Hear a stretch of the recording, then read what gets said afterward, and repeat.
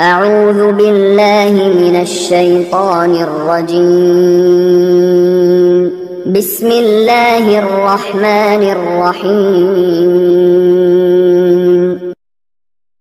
الحمد لله رب العالمين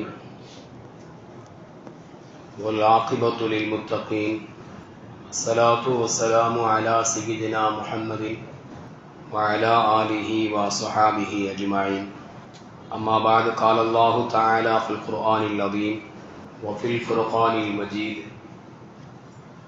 أعوذ بالله من الشيطان الرجيم بسم الله الرحمن الرحيم يا بني آدم خذوا زينتكم عند كل مسجد صدق الله العظيم قال نبينا محمد صلى الله عليه وسلم سووا صفوفكم فإن تسوية الصفوف من إقامة الصلاة صدق صادق الأمين صلى الله عليه وسلم.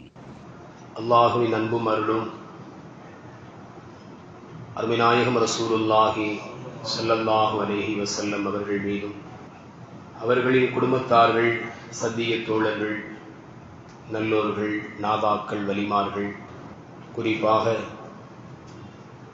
ஜுமாவினுடைய கடமையை நிறைவேற்ற வேண்டும் என்பதற்காக இறை இல்லம் வருகை தந்திருக்கின்ற நம்மவர்கள் மீதும் உலகில் வாழ்கின்ற முஸ்லிமான முஃமினான அனைவர்கள் மீதும் அல்லாஹ்வின் அன்பும் அருளும் என்றென்றும் உண்டாவதாக.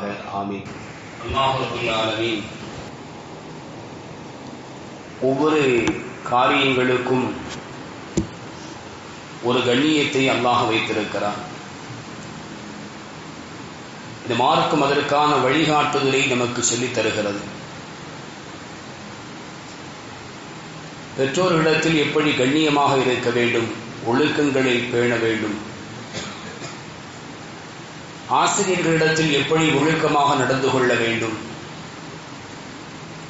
தன் உடன் பிறந்த சகோதரனிடத்தில் எப்படி பேணுதலாக பேச வேண்டும், தன்னுடைய இல்லத்தில் எப்படி ஒழுக்கமாக நடந்து கொள்ள வேண்டும், இப்படி எல்லா விதமான ஒழுக்க விழுமியங்களை இஸ்லாமிய மார்க்கம் மிக தெளிவாக நமக்கு சொல்லித் தருகிறது.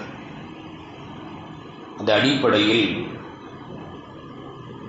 பைத்துல்லா என்று சொல்லப்படக்கூடிய இறை இல்லங்கள், மஸ்ஜிதுகள், பள்ளிவாசல்களின் நாம் எப்படி நடந்து கொள்ள வேண்டும், இந்த பள்ளிவாசலுக்குரிய கண்ணியம் என்ன என்பதை இந்த மார்க்கம் நமக்கு சொல்லித் தருவதோடு இங்கே நான் எப்படி ஒழுக்கத்தை நாம் பேண வேண்டும் என்பதையும் வரைமுறைப்படுத்தி சொல்லித் தருகிறது. அருள்மறை குர்ஆன் ஷரீஃபில் அல்லாஹ் பேசுகிறான். யா பனி ஆதம ஹுது ஸீனத்தக்கும் இன்த குல்லி மஸ்ஜிதின். ஆதமுடைய மக்களே, ஒவ்வொரு தொழுகையிலும் நீங்கள் அலங்காரத்தை எடுத்துக் கொள்ளுங்கள் என்று அல்லாஹ் சொல்கிறார். தொழுகை என்று வருகின்ற பொழுது நம்மை நாம் சுத்தப்படுத்த வேண்டும், நம்மை நாம் அழகுபடுத்திக் கொள்ள வேண்டும் என்பது அல்லாஹ்வினுடைய ஆணை. ஆடைகள் அலங்கோலமான நிலையில் இருக்கக்கூடிய சூழலில் தொழுகைக்கு நாம் நெருங்குவதை தவிர்க்க வேண்டும். நம்மிடத்தில் இருக்கக்கூடிய ஆடைகளில் நல்ல ஆடைகளை நாம் அணிய வேண்டும். ஜும்மாவினுடைய தொழுகைக்காக வேண்டி நாம் வருகின்ற பொழுது நம்மில் பெரும்பாலானவர்கள் நல்ல ஆடைகளை அணிந்து நறுமணங்களை பூசி இறை இல்லத்திற்காக வேண்டி நாம் வருகிறோம். இறைவனுடைய கடமையை நிறைவேற்றுவதற்கு நாம் வருகிறோம். இதுபோலவே ஒவ்வொரு நேரத்தினுடைய தொழுகைக்கும் நம்மை நாம் அலங்கரித்துக் கொண்டு அழகான ஆடையை சுருங்கச் சொல்வதானால் சுத்தமான ஆடையை அணிந்த நிலையில், சுத்தமான நிலையில் ஒது செய்தவர்களாக நாம் இறை இல்லத்திற்கு வர வேண்டும். நபிகள் நாயகம் ரசூலுல்லாஹி ஸல்லல்லாஹு அலைஹி வஸல்லம் அவர்கள் சொன்னதை சையதுனா உஸ்மான் ரலியல்லாஹு அன்ஹு சொன்னாங்க. மன் தவல்லஅ ஃபஅஹ்ஸனல் வுதுஅ خرجت خطاياه من جسده حتى تخرج من تحت أظفاره. ஒருவர் வுது செய்தார், வுதுவை அழகாக ஆக்கினார். வெறுமனே வுது செய்தார் அப்படின்னு மட்டும் சொல்லல, வுதுவை அழகாக செய்தார், முறை பிரகாரம் செய்தார், பேணிக்கையாக செய்தார். அப்படி செய்தவர் ஹரஜத்து ஹத்தாயாகும் மின் ஜஸதிஹி, அவருடைய உடலில் இருந்து பாவங்கள் வெளியேற ஆரம்பித்து விடுகிறது. அப்படி ஒருவர் செய்வாரேயானால் அவருடைய உடலில் இருந்து பாவங்கள் வெளியேற ஆரம்பித்து விடுகிறது. முடிவாக அவருடைய நகங்களினுடைய கீழ்ப்பகுதியில் பாவங்கள் வெளியேறுகிறது என்கிறார்கள் முஹம்மது ரசூலுல்லாஹி ஸல்லல்லாஹு அலைஹி வஸல்லம். இந்த ஹதீஸை சையதுனா உஸ்மான் ரலியல்லாஹு அன்ஹு அறிவிக்கிறார். உஸ்மான் ரலியல்லாஹு அன்ஹுடைய அடிமைகளில் ஒருவரான ஹும்ரான் என்று சொல்லக்கூடியவங்க ஒரு செய்தி அறிவிக்கிறாங்க. உஸ்மான் ரலியல்லாஹு அன்ஹு அவர்கள் யௌமன் வுதுஅன் ஹஸனன், ஒரு நாள் நல்ல முறையில் உலு செய்தாங்க. சும்ம கால, ஒலு செய்து முடித்த பின்னால் உஸ்மான் ரலியல்லாஹு அன்ஹு சொல்றாங்க, ரஅய்து ரசூலல்லாஹி ஸல்லல்லாஹு அலைஹி வஸல்லம் தவல்லஅ ஃபஅஹ்ஸனல் வுதுஅ, நபி ஸல்லல்லாஹு அலைஹி வஸல்லம் அவர்கள் இப்படித்தான் அழகான முறையில் ஒலு செய்வதை நான் பார்த்தேன். ரசூல் ஸல்லல்லாஹு அலைஹி வஸல்லம் என்ன செஞ்சாங்க, நான் இப்பொழுது எப்படி ஒலு செய்தேனோ அந்த அமைப்பில் அழகான முறையில் அவர்கள் ஒலு செய்வதை நான் பார்த்தேன். சும்ம கால, அப்படி ஒலு செய்துவிட்டு நபி அவர்கள் சொன்னார்கள், மன் தவல்லா ஹாகதா சும்ம ஹரஜ இலல் மஸ்ஜிதி லா யன்ஹஸுஹு இல்ல ஸலா ஊஃபிர லஹு மா ஹலா மின் தம்பிஹி. எந்த ஒருவர் நான் ஒலு செய்ததை போன்று ஒலு செய்து பள்ளிவாசலுக்காக தொழுகைக்காக வேண்டி தொழுகையை நிறைவேற்ற வேண்டும் என்கின்ற நோக்கத்திற்காக வேண்டி வெளியேறுவானானால் ஊஃபிர லஹு மா ஹலா மின் தம்பிஹி, அவருடைய பாவங்களிலிருந்தும் சிறு பாவங்கள் முந்திய பாவங்கள் மன்னிக்கப்பட்டு விடுகிறது என்றார்கள் முஹம்மது ரசூலுல்லாஹி ஸல்லல்லாஹு அலைஹி வஸல்லம். இந்த ஹதீஸை நம்ம கவனிக்கணும். ஒது செய்துட்டு ஸல்லல்லாஹு அலைஹி வஸல்லம் சொல்றாங்க, பள்ளிவாசலுக்காக வரக்கூடியவர், தொழுகையை நிறைவேற்ற வேண்டும் என்ற எண்ணத்தில் வரக்கூடிய மனிதர், அப்படியானால் ஸல்லல்லாஹு அலைஹி வஸல்லம் அவர்கள் வீட்டில் இருக்கின்ற நிலையில் ஒது செய்திருக்கிறார்கள், பள்ளியினுடைய வெளிப்பகுதியில் இருக்கின்ற பொழுது அங்கு ஒது செய்திருக்கிறார்கள் என்பதை நம்மால் புரிந்து கொள்ள முடிகிறது. இப்போ ஒது செய்துவிட்டு ஒருவர் வருவாரையானால் அவருடைய ஒவ்வொரு எட்டிற்கும் நன்மைகளை அல்லாஹ் கொடுத்து கொண்டிருக்கிறார் என்பதை மற்ற ஹதீஸ்களை நம்மால் பார்க்க முடிகிறது. பள்ளியினுடைய ஒழுக்கங்களில் மிக முக்கியமானது தொழுகைக்காக வேண்டி நாம் பள்ளிக்கு செல்கிறோம் என்கின்ற எண்ணம் நமக்கு இருக்க வேண்டும். இறைவனை வணங்குவதற்காக வேண்டித்தான் இறை இல்லங்கள் என்பதை நாம் புரிந்து கொள்ள வேண்டும். அதனுடைய மூலதனம், அதனுடைய நோக்கம் என்ன, இறை இல்லங்கள் கட்டப்பட்டதனுடைய நோக்கம் என்ன, இறைவனுடைய கடமையை அவன் நம் மீது கடமையாக்கிய தொழுகையை அங்கு ஒன்றாக கூட்டாக சேர்ந்து நிறைவேற்ற வேண்டும் என்பதுதான் அதனுடைய மூலதனமான நோக்கமாக இருக்கிறது என்பதை நாம் புரிய வேண்டும். இந்த தொழுகைக்காக வேண்டி நாம் தயாராகின்ற பொழுது நம்மை நாம் சுத்தமான ஆடைகளை கொண்டு அலங்கரித்துக் கொள்ள வேண்டும். அந்த தொழுகையினுடைய திறவுகோலாக இருக்கக்கூடிய ஒதுவை நாம் சரியாக செய்து கொள்ள வேண்டும்.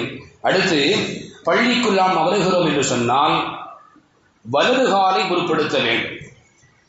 வலது காலை முற்படுத்த வேண்டும். இமாம் புகாரி ரஹ்மத்துல்லாஹி அலைஹி அவர்கள் தன்னுடைய ஹதீஸினுடைய நூறான புகாரி ஷரீஃபில் பள்ளிவாசலில் வலது காலை முன்வைத்து நுழைதல், நல்ல காரியங்களில் வலது கரங்களை முற்படுத்துதல், வலது காலை கரங்களை முற்படுத்துதல் என்கின்ற ஒரு தலைப்பின் கீழாகவே ஒரு தலையங்கத்தை பதிவு செய்து ஹதீஸுகளை கோர்வை செய்திருக்கிறார்கள்.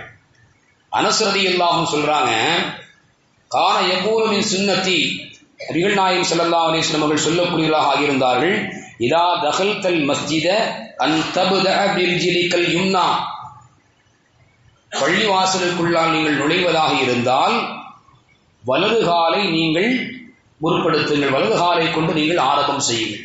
நுழைவதற்கு நாம் வலது காலை பயன்படுத்த வேண்டும்.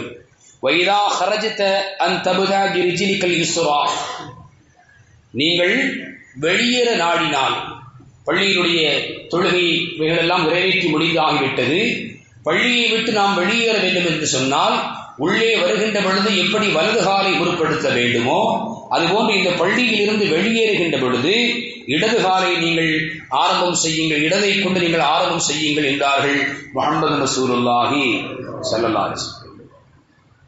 பள்ளிவாசலுடைய ஒழுக்கங்களில் கட்டுப்பட்ட விஷயங்கள் இவைகளெல்லாம் அருமையானவர்களை நாம் இவைகளை நாம் தெரிந்து வைத்திருக்க வேண்டும். தெரிந்திருந்தால் அதை செயல்படுத்தக்கூடிய நிலைகளில் நாம் கவனம் செலுத்த வேண்டும். ஏனென்றால் இன்றைக்குள்ள சூழலில் முஸ்லிம்களுக்கான பள்ளி வாயில்களை ஏதோ ஒரு கோணங்களில் அபகரிக்கலாம் என்கின்ற திட்டங்களும் அதற்கான சூழ்ச்சிகளும் மிக விரிவாக விசாலமாக நடைபெற்றுக் கொண்டிருக்கிறது என்பதை நாம் பார்க்கிறோம். சுருங்க சொல்வதானால் ஒவ்வொரு பள்ளியினுடைய மூலதனமான விஷயங்கள், ஆவணங்கள் எல்லாம் இன்றைக்கு அவசியம் பத்திரப்படுத்தி வைக்க வேண்டும் என்கின்ற நிலைக்கு இந்த சமூகம் தள்ளப்பட்டிருக்கிறது. நம்முடைய பள்ளிவாசல் இருக்குதுன்னா இந்த பள்ளியினுடைய மூலதனமான ஆவணங்கள் இருக்கு இல்லையா? இந்த பள்ளியினுடைய இடம் யாருக்குரியது, இந்த பள்ளியை யார் கட்டினார்கள், எத்தனை ஆண்டுகள் இந்த பள்ளிகள் இந்த மஹல்லாவிற்கு பொதுமக்களுக்கு வக்ஃப் செய்யப்பட்டிருக்கிறது, இது மாதிரியான எல்லா செய்திகளையும் உள்ளடங்கிய ஆவணங்களை இன்றைக்கு ஒவ்வொரு பள்ளிவாசலுடைய பொறுப்புதாரிகள் பத்திரப்படுத்தி வைக்க வேண்டிய ஒரு நிர்பந்தமான காலச்சூழலில் நாம் இருக்கிறோம். இந்த நிலையில் பள்ளிவாசல்களுக்காக வேண்டி தொழுகைக்கு வரக்கூடிய நாம் அந்த பள்ளியின் மீது ஆசை கொண்டிருக்கிறோம். அந்த பள்ளி நம்மிடத்தில் இருக்க வேண்டும், இறைவனை அங்கு தொழ வேண்டும் என்கின்ற விருப்பம் கொண்டவர்களாக நாம் இருக்கின்ற பொழுது அந்த பள்ளியில் நாம் பேண வேண்டிய ஒழுக்கங்களையும் சரியாக கடைபிடிக்கிறோம். பள்ளிக்கு நாம் வருகின்ற பொழுது அழகான முறையில் ஒழு செய்து விட்டோம், வலது காலை முன்வைத்து விட்டோம். உள்ளே வருகின்ற பொழுது அலி இப்னு அபீ தாலிப் ரலியல்லாஹு அன்ஹு அவர்கள் அறிவிக்கக்கூடிய ஒரு ஹதீஸ், நபிகள் நாயகம் ஸல்லல்லாஹு அலைஹி வஸல்லம் அவர்கள் கான இதா தஹல் மஸ்ஜித கால அல்லாஹும்ம ஃப்தஹ் லி அபுவாப ரஹ்மத்திக. பெருமானார் ஸல்லல்லாஹு அலைஹி வஸல்லம் அவர்கள் பள்ளியில் நுழையக்கூடியவர்களாக ஆகியிருந்தார்கள். அப்படி நுழைகின்ற பொழுது அல்லாஹும்ம ஃப்தஹ் லி அபுவாப ரஹ்மத்திக, இறைவா உன் கருணையினுடைய வாசலை எனக்கு நீ திறந்து வை என்று அவர்கள் துஆ செய்வார்கள். அல்லாஹ்வுடைய ரஹ்மத்தை நாம் கேட்க வேண்டும். பள்ளி வாயில்கள் என்பது சாதாரணமான ஒரு நம்முடைய வீட்டை போன்ற நிலையில் உள்ளதல்ல. பல்வேறு ஒழுக்க விழுமியங்கள் இன்று பேணப்பட வேண்டும். இந்த பள்ளி வாயிலுடைய கண்ணியத்தை குலைக்கும்படியான எந்த காரியத்தையும் நாம் முன்னெடுக்க கூடாது. ஏனென்றால் இது இறைவன் விரும்பக்கூடிய இல்லம், அது பெருமானார் ஸல்லல்லாஹு அலைஹி வஸல்லம் அவர்கள் விரும்பிய இல்லம். அது பிரயாணப்பட்டவர்கள் தன்னுடைய சொந்த ஊருக்கு திரும்புவார்களே ஆனால் முஹம்மது ஸல்லல்லாஹு அலைஹி வஸல்லம் வாழ்க்கையினுடைய வரலாறுகளை நாம் படித்து பார்க்க வேண்டும். அவர்கள் நேரடியாக மஸ்ஜிதிற்குள்ளால் வருவார்கள், பள்ளியில் வந்து 2 ரகாயத்து தொழுவார்கள் என்பதை ஹதீஸ்களை நம்மால் பார்க்க முடிகிறது. வெளியூருக்கு பயணப்பட்டு ஊர் திரும்பியவுடன் நபி அவர்கள் முதலாக தன்னுடைய ஊருக்குள்ளால் அவர்கள் நுழைகின்ற இடம் இறை இல்லமாக இருக்கும். அல்லாஹும் விரும்பியிருக்கிறான், அல்லாஹுடைய தூதரும் விரும்பியிருக்கிறார்கள். அப்படியானால் ஒவ்வொரு இறை நம்பிக்கையாளர்களும் அவனை வழங்கப்படக்கூடிய இடத்தை நேசிக்க வேண்டும், விரும்ப வேண்டும். அப்படி விரும்பக்கூடியவர்கள் அதற்குரிய கண்ணியத்தோடு அதை விரும்ப வேண்டும். அதை பேண வேண்டிய ஒழுக்கங்களை சரியாக பேண வேண்டும்.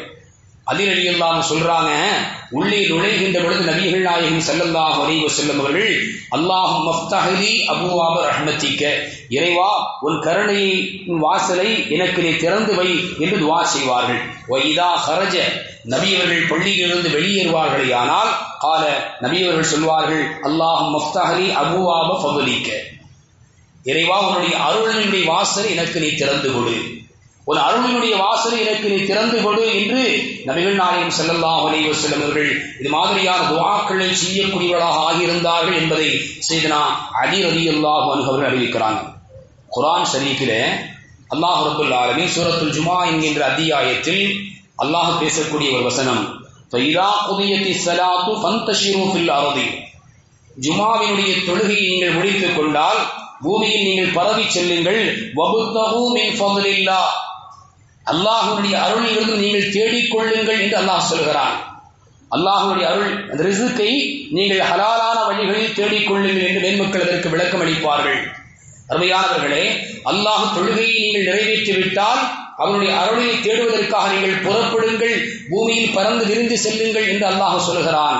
அதே பகலுடைய வார்த்தையை அண்ணன் பெருமானார் ரசூலுல்லாஹி ஸல்லல்லாஹு அலைஹி வஸல்லம் அவர்கள் இந்த இறை இல்லத்தை விட்டு வெளியேறுகின்ற நேரத்தில் அவர்கள் அதை துஆவாகவே கேட்டிருக்கிறார்கள். அல்லாஹும்ம ஃப்தஹ் லி அபுவாப ஃபضலிக, இறைவா உன் அருள் என்னும் வாசலை விசாலமாக எனக்கு நீ திறந்து கொடு. நாமும் இந்த துஆவை ஓதணும். பள்ளிக்குள் வருகின்ற பொழுதே ஏதோ ஒரு சிந்தனையில் உள்ளே நுழைவதை விடவும் இறைவனை வணங்குவதற்காக வேண்டி வருகிறோம் என்கின்ற அந்த உள்ளுணர்வோடு அல்லாஹ் அவனுடைய ரஹ்மத் என்பது நமக்கு மிக முக்கியமானது. இறைவனுடைய ரஹ்மத்து கருணை மட்டும் இல்லை என்று சொன்னால் இந்த உலகத்தில் மட்டுமல்ல, நாளை மறுமையில் நமக்கான ஈடேற்றம் என்பது கிடைக்கவே கிடைக்காது. நம்முடைய அமல்களை கொண்டெல்லாம் நாம் சொர்க்கம் போக முடியாது. நாம் அமல் செய்கிறோம் இந்த உலகத்திலே, நம்முடைய அமலின் காரணத்தினால் அல்லாஹ் நம்மை சொர்க்கத்திற்கு அனுப்புவான் என்று நாம் எண்ணக்கூடாது. ஏனென்றால் அவன் கொடுத்த அருள் கொடைகளுக்கு நம்மால் இந்த உலகத்தில் எத்தனை ஆண்டுகள் வணங்கினாலும் அது நிகராக ஆகாது. எத்தனை ஆண்டுகள் வணங்கினாலும் அது நிகராக ஆகாது. அப்ப நாம் வணங்கக்கூடிய வணக்கத்திற்கு பகரமாக அல்லாஹ் சொர்க்கத்தை தருவதாக நாம் எண்ணக்கூடாது. அவருடைய கருணை என்கின்ற விசாலத்தன்மையின் மூலமாக அல்லாஹ் அவனுடைய ஃபதுலாக விளங்கக்கூடிய அருளாக விளங்கக்கூடிய சொர்க்கத்தை நமக்கு அல்லாஹ் தருகிறான். தான் நாடியவர்களுக்கு அல்லாஹ் தருகிறான். அல்லாஹ் ரப்பல் ஆலமீன் சொர்க்கத்தை பெறக்கூடிய வாக்கியத்தை நம் அனைவர்களுக்கும் தருவானாக. அருமையானவர்களே, அதனால் தான் நாம் பள்ளிக்கு வருகின்ற பொழுது நம்முடைய உள்ளத்தில் இறைவனை வணங்குவதற்காகவே நாம் செல்கிறோம். அதை வணங்குவதற்கான தௌஃபீக்கை அவன்தான் நிறைவாக தர வேண்டும். அந்த தௌஃபீக்கினுடைய பாக்கியம் கிடைக்க வேண்டுமானால் அதற்கு அவனுடைய கருணை ரஹ்மத்து என்பது மிக முக்கியமான ஒன்று. அந்த ரஹ்மத்தினுடைய வாசலை அவன் நமக்கு திறந்து தர வேண்டும் என்கின்ற எண்ணத்தோடு முஹம்மது ஸல்லல்லாஹு அலைஹி வஸல்லம் அவர்கள் நமக்கு கற்றுக் கொடுத்த இந்த துஆக்களை நாம் ஓதிக்கொண்டு பள்ளியினுடைய ஒழுக்கத்தை பேணிய நிலையில் நாம் பள்ளிக்குள்ளால் முன்வர வேண்டும். ஸல்லல்லாஹு அலைஹி வஸல்லம் அவர்கள் சொன்னாங்க, பெருமானாருடைய வழமை வெளியில் சென்று அவர்கள் திரும்புவார்களே ஆனால் பள்ளிக்கு வருவார்கள், 2 ரக்காயத்து தொழுவார்கள். அதுபோல நபிகள் நாயகம் ஸல்லல்லாஹு அலைஹி வஸல்லம் இன்னொரு இடத்தில் சொன்னார்கள், இதா தகல அஹதுகுமுல் மஸ்ஜித ஃபல்யர்கஉ ரகாஅத்தைனி கப்ல அன் யஜ்லிஸ. நீங்கள் பள்ளிவாசலுக்குள் நுழைந்தால் அமர்வதற்கு முன்னால் நீங்கள் 2 ரக்காயத்தை தொழுது கொள்ளுங்கள். தஹியத்துல் மஸ்ஜித் என்று சொல்வார்கள், பள்ளிவாசலுடைய காணிக்கை. பெருமானார் ஸல்லல்லாஹு அலைஹி வஸல்லம் அவர்கள் உம்மத்துமார்களுக்கு சொல்கிறார்கள், எவ்வளவு புனிதத்துவமாக நாம் பேண வேண்டிய மதிக்கப்பட வேண்டிய இடம் என்பதை நாம் உணர வேண்டும். நீங்க இந்த வீட்டுக்குள்ள வர்றீங்கன்னு சொன்னா உங்க வீட்டுல வந்து சோபாவில் உட்கார்ற மாதிரி அல்ல நீங்க விரும்புகிற இடத்துல உட்கார்ற மாதிரி நீங்க என்ன செய்யக்கூடாதுங்க, அமர்ந்து விடக்கூடாது. நீங்கள் பள்ளிக்குள் நுழைவீர்களே ஆனால் ஸல்லல்லாஹு அலைஹி வஸல்லம் சொல்றாங்க, 2 ரக்காஅத்தை நீங்கள் தொழுது விட்டு அமர்ந்து கொள்ளுங்கள். இந்த பள்ளியினுடைய கண்ணியத்தை நாம் உணர வேண்டும். பள்ளியில் சப்தமிட்டு பேசுறது, அதை குறித்து மார்க்கம் என்ன சொல்கிறது? சப்தமிட்டு நாம் பேசுவதற்கு அனுமதி அளித்திருக்கிறதா அப்படின்னா நல்ல காரியம். பிரசங்கம் செய்கிறோம், பிரசங்கம் செய்கின்ற பொழுது அல்லாஹும் அல்லாஹுடைய ரசூலை குறித்தும் இந்த மார்க்கத்தை குறித்தும் உண்டான செய்திகளை சொல்றோம். இதற்கு அனுமதி இருக்கிறது. இது அல்லாத உலக விஷயங்களை சத்தமிட்டு பேசுவதை மார்க்கம் அனுமதிக்கவில்லை. உமர் ரலியல்லாஹு அன்ஹுடைய காலத்தில் அஸ்ஸாஸ் இப்னு யஸீத் ரலியல்லாஹு அன்ஹு இந்த செய்தி அறிவிக்கிறாங்க. உமர் ரலியல்லாஹு அன்ஹு என்ன ஒரு சின்ன கல்லை வச்சு எரிஞ்சு கூப்பிட்டாங்க. கொஞ்சம் தூரத்தில் நிற்கிறாங்க, ஒரு சின்ன பொடி கல்லை வச்சு எரிஞ்சாங்க, கூப்பிட்டாங்க, வாங்க பள்ளிக்குள்ள இந்த 2 நபர்கள் இருக்கிறாங்க, அந்த 2 பேரையும் கூட்டிட்டு வாங்க. இருவர்களையும் நான் அழைத்து வந்தேன். உமர் ரலியல்லாஹு அன்ஹு முதல்ல அவங்களை விசாரிச்சாங்க, நீங்க யாரு, எந்த பகுதியை சார்ந்தவர்கள்? அப்ப அந்த இருவர்களும் சொன்னார்கள், நாங்கள் தாயிஃப் வாசிகள், தாயிஃபிலிருந்து வருகை வந்திருக்கிறோம்.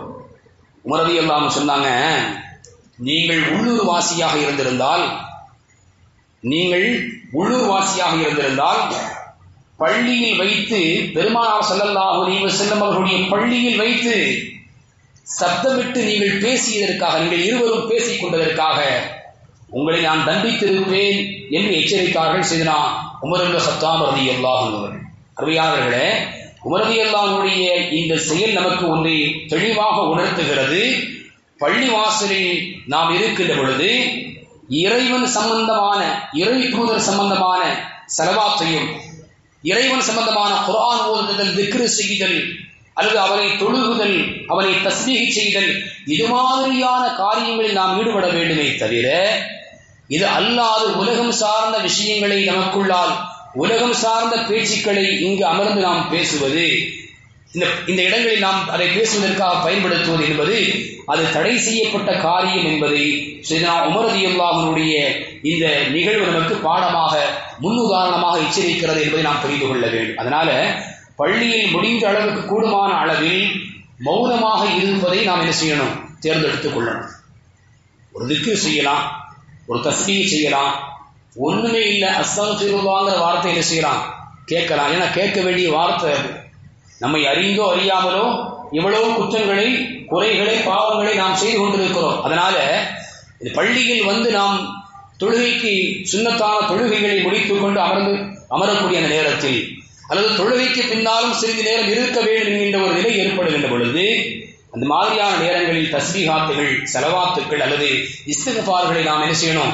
சொல்லிக் கொண்டிருக்க வேண்டும். மாறாக உலகம் சார்ந்த பேச்சுக்களை பேசக்கூடிய அந்த சூழலில் இருந்து அறவே நாம் நம்மை பாதுகாத்துக் கொள்ள வேண்டும். மார்க்கம் அதற்கு முற்றிலுமாக தடை விதித்திருக்கிறது. பள்ளிவாசல் தொழுகை நடக்குதுன்னு வைங்க, அந்த நேரத்தில் சத்தமிட்டு ஓதுவதற்கு அனுமதி தருகிறதா மார்க்கம்? அப்படின்னா அந்த இடத்துல சத்தமிட்டு ஓதாதீங்கன்னு மார்க்கம் சொல்லுது. சையதுனா அபூ சயீத் அல்-குத்ரி ரலியல்லாஹு அன்ஹு ஒரு செய்தி அறிவிக்கிறாங்க. ஸல்லல்லாஹு அலைஹி வஸல்லம் அவர்கள் இஅ்திகாஃப் இருந்தார்கள். அந்த நேரத்தில் சஹாபாக்கள் இறைவனுடைய இல்லத்தில் அமர்ந்து கொண்டு ஒருவருக்கொருவர் சத்தமிட்டு குர்ஆனை ஓதினாங்க. ஸல்லல்லாஹு அலைஹி வஸல்லம் இஅ்திகாஃப் இருக்கிறாங்க. சஹாபாக்கள் சிலர்கள் சத்தமிட்டு குர்ஆனை ஓதுறாங்க. நபிகள் நாயகம் ஸல்லல்லாஹு அலைஹி வஸல்லம் அவர்கள் திரையை நீக்கிக் கொண்டு சொன்னார்கள், தோழர்களை பார்த்து, ஒவ்வொருவரும் தனது இறைவனுடன் உரையாடி கொண்டிருக்கிறார்கள். பள்ளிவாசல்ல ஒவ்வொருவரும் தன்னுடைய இறைவனோடு உரையாடி கொண்டிருக்கிறார்கள். தொழுகையில் இருக்கிறவங்க என்ன செய்யறாங்க? அல்லாஹோடு பேசுறாங்க. அதான் அலி ரலியல்லாஹு சொல்லுவாங்க, அல்லாஹோடு நான் பேச வேண்டும் என்று விரும்பினால் தொழுகையில் ஈடுபடுவேன், இறைவன் என்னோடு பேச வேண்டும் என்று விரும்பினால் குர்ஆனை எடுத்து ஓதுவேன் என்கிறார்கள் சையதுனா அலி ரலியல்லாஹு அன்ஹு அவர்கள். அருமையானவர்களே, ஸல்லல்லாஹு அலைஹி வஸல்லம் சொல்றாங்க, ஒவ்வொருவரும் தனது இறைவனோடு பேசிக் கொண்டிருக்கிறார்கள். அதனால் உங்களில் சிலருக்கு நோவினை தரும்படியான காரியத்தை நீங்கள் செய்ய வேண்டாம் என்று நபிகள் நாயகம் ரசூலுல்லாஹி ஸல்லல்லாஹு அலைஹி வஸல்லம் அவர்கள் தடுத்தார்கள் என்பதை சையதுனா அபூ சயீத் அல்-குத்ரி ரலியல்லாஹு அன்ஹு அறிவிக்கிறார். இப்ப தொழுகை நடக்குது, நாம சத்தமிட்டு ஓதினால் அது அவருக்கு இடையூறாக இருக்கும் என்று சொன்னால் அந்த நேரத்தில் என்ன செய்யணும்? குர்ஆன் ஓதுவதை கூட நீங்கள் மௌனமாக ஆக்கிக் கொள்ளுங்கள், சத்தத்தை உயர்த்தாதீர்கள் என்பதை ஸல்லல்லாஹு அலைஹி வஸல்லம் இந்த ஹதீஸ் நமக்கு விளக்கித் தருது. திக்ராக இருக்கிறது என்று சொன்னால் திக்ரை சத்தமிட்டு சொல்லலாமா? பள்ளிவாசலுடைய ஒழுக்கத்தினுடைய விளிம்பியங்கள் திக்ரை சத்தமிட்டு சொல்லலாமா என்று சொன்னால் திக்ரை சத்தமிட்டு ஒழியலாம். சையதுனா அப்துர் ரஹ்மான் இப்னு அவுஃப் இப்னு அப்பாஸ் ரலியல்லாஹு அன்ஹுமா ஒரு ஹதீஸ் அறிவிக்கிறாங்க. மக்கள் பெருமானார் ஸல்லல்லாஹு அலைஹி வஸல்லம் காலத்தில் கான அலா அஹ்தி நபி ஸல்லல்லாஹு அலைஹி வஸல்லம், பெருமானார் ஸல்லல்லாஹு அலைஹி வஸல்லம் அவருடைய காலத்திலே பரலான தொழுகைக்கு பின்னால் தோழர்கள் சப்தமிட்டு திக்ரை சொல்வார்கள். தொழுகை முடிஞ்சிருச்சு அப்படின்னா சப்தமிட்டு திக்ரை சொல்வார்கள்.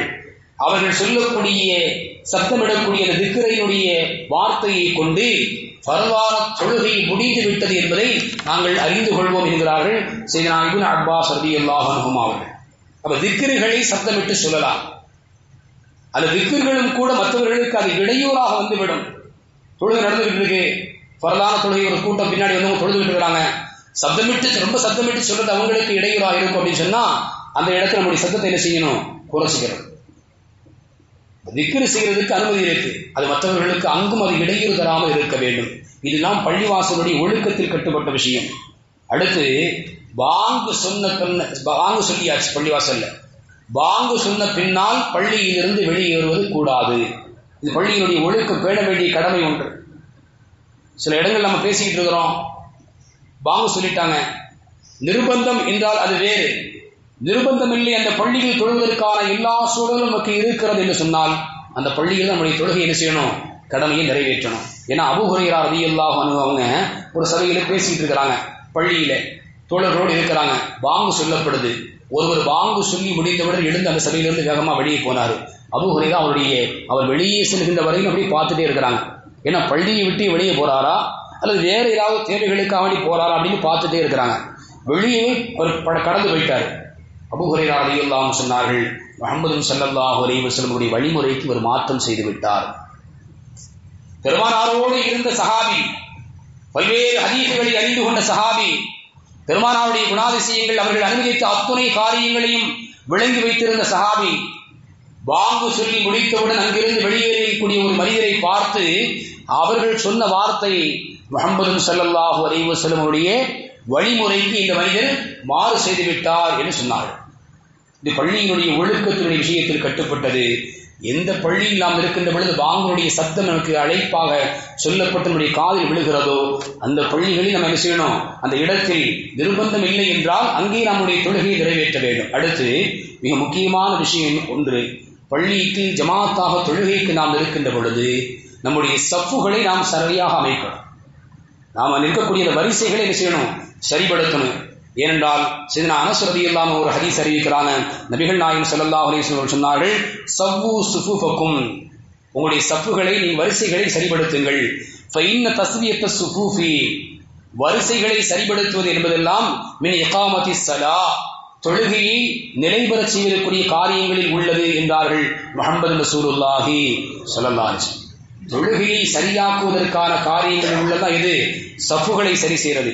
இன்னொரு ஹதீஸில் எச்சரித்தாங்க, லது சவ்வஉன்ன சுஃபுஃபக்கும், உங்களுடைய சஃப்புகளை நீங்கள் என்ன செய்யுங்க, சரியாக நின்று கொள்ளுங்கள், சரிபடுத்திக் கொள்ளுங்கள். அவுல யுகாலிஃபன்னல்லாஹு பைன உஜூஹிக்கும், நீங்கள் சஃப்புல சரியா நிற்கல அப்படின்னு சொன்னா அதற்கு நீங்கள் அல்லாஹ்விற்கு மாற்றம் செய்வீர்களே ஆனால் அல்லாஹ் உங்களுடைய முகங்களுக்கு மத்தியில் பிரிவினை ஏற்படுத்தி விடுவார் என்று எச்சரித்தார்கள் முஹம்மது ரசூலுல்லாஹி ஸல்லல்லாஹு அலைஹி வஸல்லம். இன்னொரு முக்கியமான ஒரு விஷயம் இருக்கிறது, பிறர் தொழுது கொண்டிருக்கிறார்கள் என்று சொன்னால் அவர்களுடைய தொழுகைக்கு முன்னால் இடையூறாக குறுக்கே நாம் என்ன செய்யக்கூடாது, செல்லக்கூடாது. பள்ளியில நாம் ரொம்ப பேண வேண்டிய ஒரு விஷயம். தொழுகை தொழுதுகிட்டு இருக்கிறார் ஒருவர், அதுபோல தொழக்கூடிய ஒரு மனிதர் தனியா வந்து தொழுகிறாங்க, பாங்க சொல்லியாச்சு, முன்னாடி வந்து தொழுகிறாங்க, பள்ளியினுடைய ஒரு நடுப்பகுதியில் நின்று தொழுகிறாங்க, அது ஒரு ஓரமா நிற்கிறாங்க அப்படின்னு சொன்னா தன் முன்னால் கடந்து போகக்கூடிய வழி பாதையில் நின்று தொழுகை தவிர்க்கணும். மார்க்கம் சொல்லுது, மக்கள் எல்லாம் உள்ள வரக்கூடிய பாதையில போய் நின்று தொழுகிறது, அது மற்றவங்க உள்ள வர்றதுக்கு இடைஞ்சல அமைஞ்சிடும், அப்படி தொழக்கூடாது. அப்படி ஒரு ஓரமாக நின்று நாம் தொழுவது யாரேனும் முன்னே வந்து விடுவார்கள் என்ற நிலை இருக்குமே ஆனால் தனக்கு முன்னால் ஒரு திரையை என்ன செய்யணும், ஒரு பொருளை ஒரு வஸ்துவை முன்னாடி வச்சுக்கிறோம், சுத்ராவாக என்ன செய்யணும், ஒரு திரையாக வைத்துக் கொள்ள வேண்டும் என்பதை மார்க்கம் சொல்லித் தருகிறது. அருமையானவர்களே, அல்லாஹ் நேசிக்கக்கூடிய, அல்லாஹ்வுடைய நேசர் ஹபீபுல்லா முஹம்மது ஸல்லல்லாஹு அலைஹி வஸல்லம் அவர்கள் நேசிக்கக்கூடிய இறை இல்லங்களுக்கு உண்டான ஒழுக்க விழுமியங்களை நம்முடைய வாழ்க்கையில் ஒவ்வொரு கட்டங்களில் நாம் பேணிக் கொள்ள வேண்டும். அல்லாஹ்வுடைய அழைப்பான பாங்கொலி நம்முடைய காதுகளில் விழுகின்ற பொழுதெல்லாம் அந்த தொழுகையினுடைய கடமையை நிறைவேற்றுவதற்காக வேண்டி, குறிப்பாக இமாம் ஜமாஅத்தோடு நின்று நாம் அந்த கடமையை நிறைவேற்ற வேண்டும் என்பதற்காக வேண்டி இறை இல்லங்களை நோக்கி நம்மை நாம் அலங்கரித்துக் கொண்டு விரைந்து வர வேண்டும்.